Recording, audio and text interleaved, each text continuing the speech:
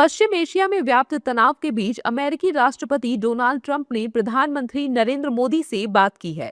मंगलवार को प्रधानमंत्री नरेंद्र मोदी ने एक्स हैंडल पर पोस्ट कर इसकी जानकारी दी है। पश्चिम एशिया में चल रहे युद्ध के शुरू होने के बाद दोनों वैश्विक नेताओं के बीच पहली टेलीफोनिक बातचीत है। दोनों नेताओं ने मिडिल ईस्ट की मौजूदा स्थिति पर चर्चा की, खासकर स्ट्रेट ऑफ होर्मुज में जहाजों की सुरक्षित और निर्बाध आवाजाही बनाए रखने पर जोर दिया। राष्ट्रपति ट्रंप और पीएम मोदी की बातचीत को लेकर देश में भी सियासी बयानबाजी शुरू हो गई है।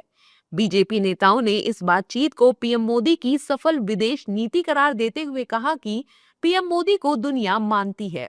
हालांकि पीएम मोदी और राष्ट्रपति ट्रंप की इस बातचीत पर विपक्ष नाराज नजर आया। विपक्षी दलों के नेताओं ने राष्ट्रपति ट्रंप के हारने की बात कही है। उन्होंने कहा कि देश किस दिशा में चलेगा ये तो प्रधानमंत्री के नेतृत्व में ही डिसाइड होगा, लेकिन अब राष्ट्रपति ट्रंप हार रहे हैं। देखिए, प्रेसिडेंट ट्रंप को अगर कूटनीति पता होती तो युद्ध नहीं करते।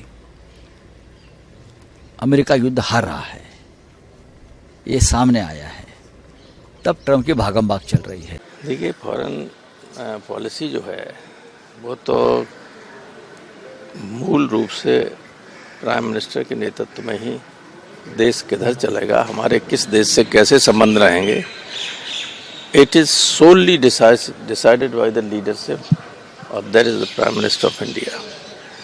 नेहरू जी से लेके हमेशा ही हमारी नॉन अलाइन पॉलिसी थी, उसके निर्माता भी नेहरू जी थे, प्रधानमंत्री थे, और अब उससे हट रहे हैं तो उसको भी उससे हटने वाले भी मोदी जी ही, प्रधानमंत्री ही। सर पाकिस्तान मध्यस्थता के लिए पेशकश कर रहा है, पाकिस्तान बीच में आ रहा है, और पाकिस्तान, मिस्र और तुर्की। बता दें कि पश्चिम एशिया में अमेरिका, इजराइल और ईरान के बीच युद्ध करीब 25 दिन से जारी है। ईरान की ओर से होर्मुज स्ट्रेट में हमले और ब्लॉकेज की वजह से वैश्विक स्तर पर तेल और गैस की सप्लाई प्रभावित हुई है। भारत इस क्षेत्र से 60% से ज्यादा कच्चा तेल और गैस आयात करता है, इसलिए संकट सीधे भारत की ऊर्जा सुरक्षा को प्रभावित कर रहा है।